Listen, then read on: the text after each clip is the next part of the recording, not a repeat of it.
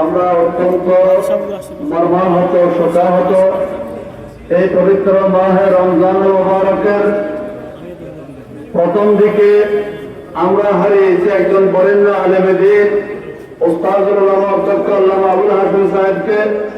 গতকাল আমরা চিরনিদ্রায় শায়িত করলাম আহলে সুন্নাত ওয়াল জামাতের উজ্জ্বল নক্ষত্র হযরতুল হাজ আল্লামা রুহুল আমিন সাহেব রহমতুল্লাহ আলাইহিকে। সেই শোক শুকাতে না শুকাতে আজকে আমাদেরকে অশ্রুসিক্ত নয়নে বিদায় দেওয়া হচ্ছে।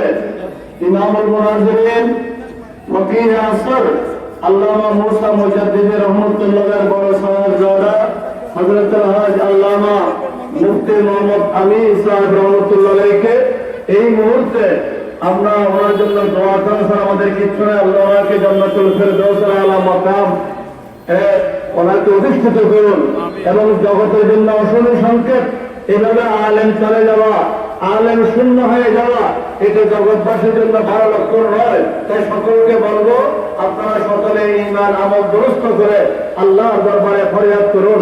ওনার আল্লাহর মধ্যে আমি এটা ওনার আমি মনে করি শাহাদাতের মৃত্যু,